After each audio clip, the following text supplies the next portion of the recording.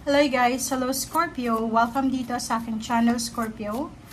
Alamin natin Scorpio kung ano ang messages, vibration, gabay, energy para sa lahat ng Scorpio. Ito ay general weekly tarot reading. So tingnan natin yung first week ng December 2024 kung ano yung mensahe na gusto nyo ipahiwatig sa'yo Scorpio ng baraha. So first card natin is Fog.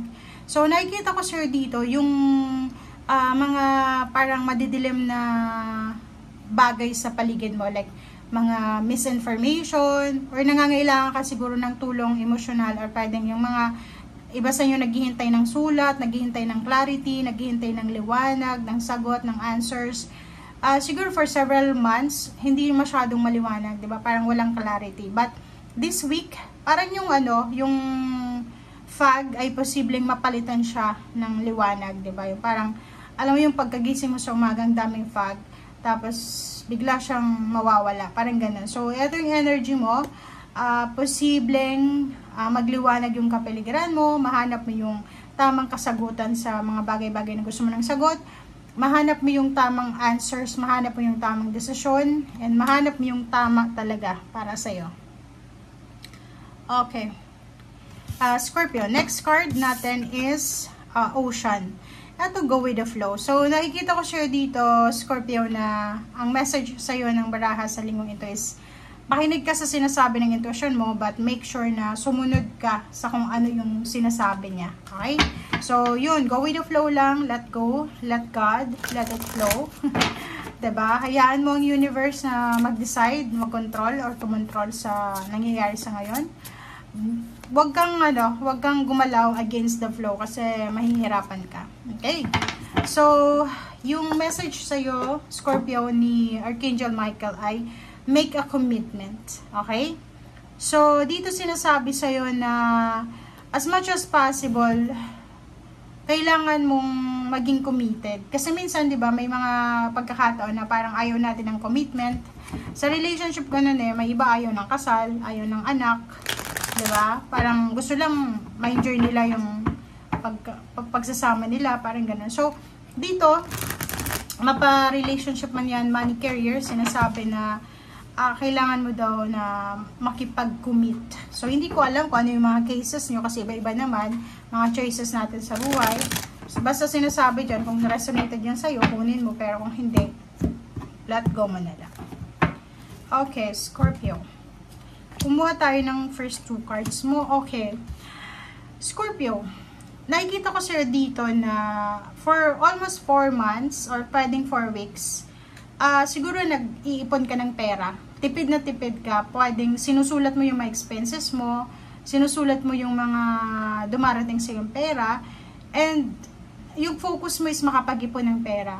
Kaso lang, sa linggong ito, yung pag-iipon mo ng pera ay posibleng magkaroon ka ng temptation. Unang temptation dito is pwedeng, yung iniipon mo is pwedeng makuha mo through like sa mga online shopping, ganyan ganito. Or posibleng bisyo. If may bisyo ka, nako, tigilan mo yan. Kasi pwedeng yun, pwedeng temptation kasi yun So this week, kung nag-iipon ka, may temptation dito na posibleng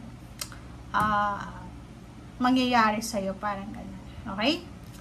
Okay, next card is Nine of Pentacles and then King of Swords. So, nakikita ko sila dito, Scorpio, na sa linggong ito, yung focus mo is pera. Pera talaga. Nakafocus ka na mag-ipon ng pera. Nakafocus ka na sana makuha mo yung lump sum of money na to, na minamanifest mo, parang ganun. So, parang ayaw mo na talagang mag-stay sa scarcity or sa paghihirap. Parang sinusumpa ng mga Scorpio yung paghihirap sa pera.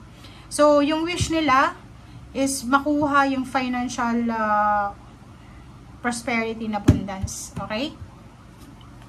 Okay. So, dalawa yung natin. Nandito yung King and Queen of Swords. So, nakikita ko siya dito na yung focus mo talaga is makapagsimula na ng bagong buhay.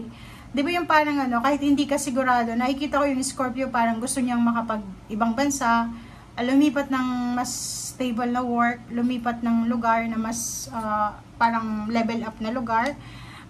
Pwedeng isa kang breadwinner, pwedeng isa kang magulang, So, nakikita ko siya dito na isang desisyon ang posibleng gagawin mo.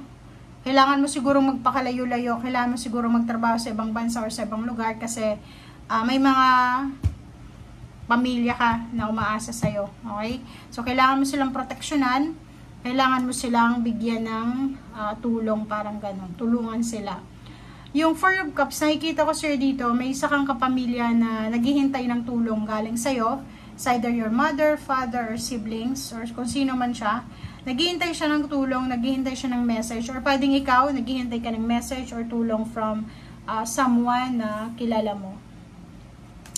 Okay, so yun. Nakikita ko sa'yo dito, pwedeng ikaw yung hinihintay. So, beware, kasi minsan hindi tayo masyadong aware na may mga taong nangangailangan ng tulong, lalo pamilya. So, nakikita ko sir dito, may isang tao na nangangailangan ng pera. It's either lump sum of money, pwedeng malaking halaga to.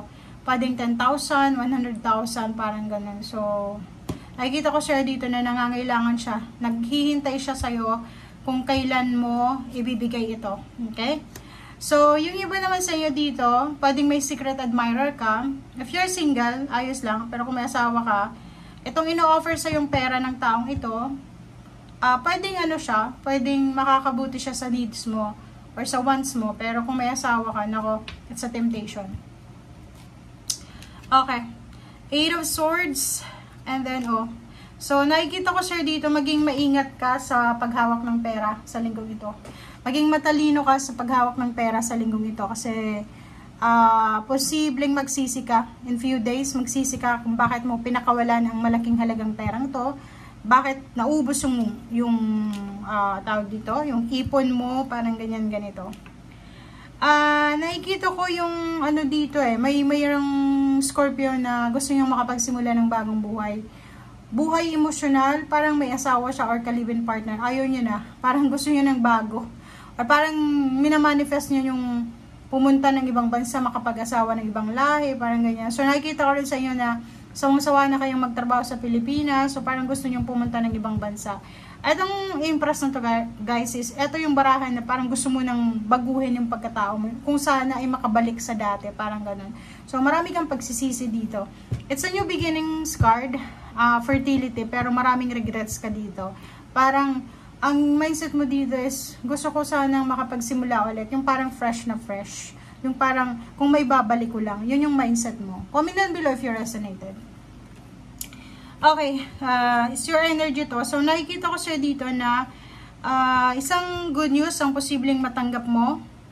Posibleng galing to sa magulang mo or nanay, possible, na posibleng siya ay magta-travel or pwedeng siya ay on the way na sa kanyang movement or lilipat siya ng bahay or lilipat siya ng bansa.